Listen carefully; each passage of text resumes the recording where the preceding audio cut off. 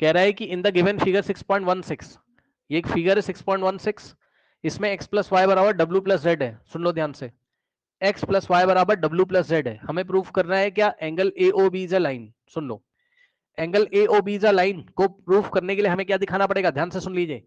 अगर आपको ये दिखाना है कि A O B is a line है, तो ये लाइन कब माना जाएगा, जब y और x का सम कितना हो जाए 180, क्या हो जाए, समझ रहे हो भाई, ये x और प्लस y कितना, भाई ये रे स्टैंड कर रही है ना इसके ऊपर, तो अगर इसका एंगल और ये वाला एंगल यानी कि x प्लस y का सम कितना हो जाए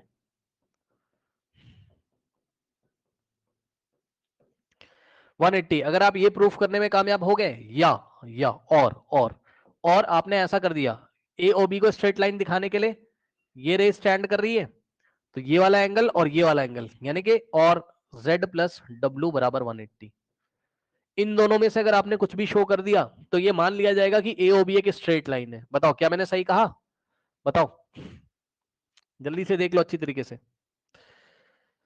कल यही तो पढ़ाया था ना कि अगर दो ऑपोजिट डायरेक्शंस में रेज हैं जस्ट,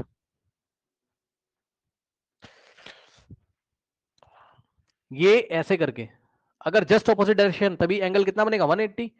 तो चेक कर लो ऑपोजिट डायरेक्शन में हम किसको किसकी बात कर रहे हैं, हम ओबी की बात कर रहे हैं और ओए की। इसको जस्ट ऑपोजिट करने के लिए ये वाला और प्लस ये वाला 180 दिखाना पड़ेगा और z प्लस डब्ल्यू भी 180 दिखाना पड़ेगा, तभी क्या माना जाएगा कि ओबी और ओए जस्ट ऑपोजिट है और एओबी स्ट्रेट लाइन है। कॉन्सेप्ट समझ में आया कि नहीं, जल्दी बताइए, हाँ यस और नो, यस कॉन्सेप्ट समझ सर। में आया। Yes sir. अब सुनो, पॉइंट ओ के अराउंड जित कितने एंगल बन रहे हैं, ये वाला y plus X plus W plus Z, so angle around point O, sum of all the angles around point O के अराउंड जितने भी एंगल्स हैं उनका सम कितना होना चाहिए, देखते हैं कौन बताएगा, बताओ बताओ, y plus X plus W plus Z बराबर कितना रखना चाहिए हमें, जल्दी बताइए। 50। 360, यस। तो क्या करेंगे, y plus X, y plus X plus W plus Z, y plus X plus W plus Z is equal to 360 रखना पड़ेगा। अब इसमें जो जो दिया उसको पास पास ले आओ, y प्लस एक्स को क्या लिख सकते हो, x प्लस वाई, और प्लस डब्ल्यू प्लस जेड को पास पास लिख के रहने दो ऐसे ही, और एक ब्रैकेट में कर लो 360। अब एक बार क्या करो और एक बार क्या करो, सुनना मेरी बात ध्यान से, एक बार तो आप क्या करोगे, इस x प्लस वाई को ऐसे ही कॉपी कर लोगे और प्लस w प्लस जेड की जगह क्या रख सकते हैं, देख के बताइए, ऊपर से w प्लस जेड की जगह क्या रख सकते हैं, देख के बताइए। X plus Y. हाँ, तो एक बार क्या करेंगे, केस वन में इस w प्लस जेड की जगह क्या करेंगे, कुछ लोग समझ ही नहीं पाएंगे बेचारे, रुक जाओ भाई, रुक जाओ, कुछ लोग को ज्यादा समस्या होती, कुछ लोग बेचारे समझ नहीं पाएंगे। रीजन पता है क्या है, क्लास 8 में पढ़ के नहीं आए ना ठीक से, तो बाउंस करेगा उनके। सुनो, अभी आप क्या करो, केस वन केस टू बना दो, इक्वेशन वन फिर केस वन।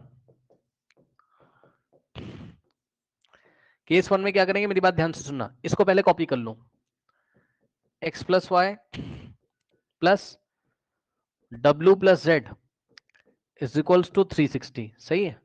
अब सुनना मेरी बात ध्यान से, केस वन में आप क्या करो, एक्स प्लस वाई को ऐसे ही रहने दो, कोई दिक्कत नहीं है। अब बताओ डब्ल्यू प्लस जेड की जगह तुम क्या रख सकते हो, डब्ल्यू प्लस जेड किसके इक्वल है, एक्स प्लस वाई के इक्वल है, तो डब्ल्यू प्लस जेड की जगह हमने क्या रखा, एक्स प्लस वाई। बताइए कोई समस्या है इसमें, इज इक्वल टू 360, बताइए कोई डाउट है, एनी डाउट। No sir. और एग्जाम में लिखेंगे हम reason, W plus Z is equal to X plus Y, it is given. ठीक, अब बताओ एक्स प्लस वाई क्या हो जाएगा, कोई बता सकता है जल्दी से, एक्स प्लस वाई कितना हो जाएगा। 2x plus Y.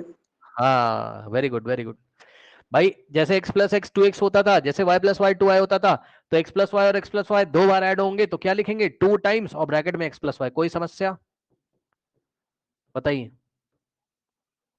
कोई समस्या नहीं। अब ये 2 टाइम्स एक्स प्लस वाई का मतलब क्या है?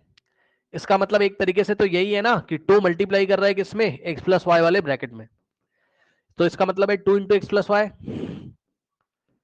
Is equals to 360। 2 जाके उधर डिवाइड लगाएगा तो X plus Y is equals to कितना हो जाएगा? 360 डिवाइडेड बाई 2। तो एक्स प्लस वाई कितना हो जाएगा? 180 डिग्री।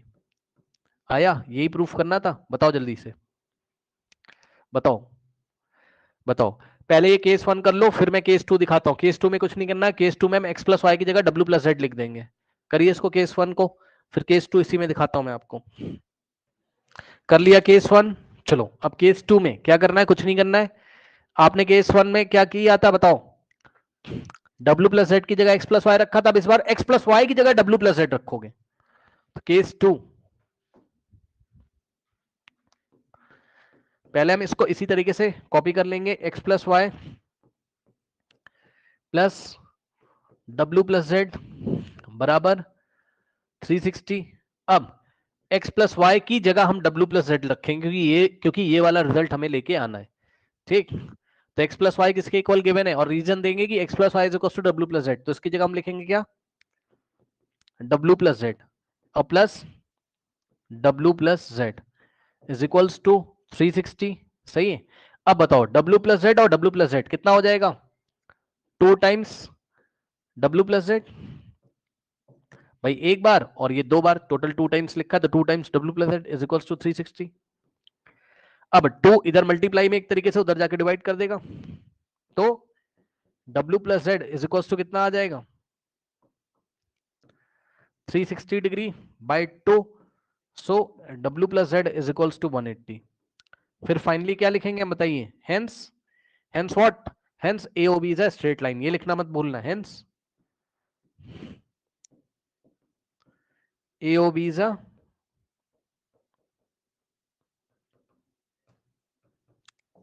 Straight line.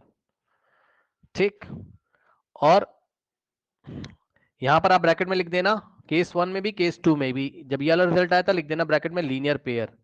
मतलब ये दोनों लीनियर पेयर बना रहे हैं, ये वाला और ये वाला। इसी तरीके से ये वाला ये वाला।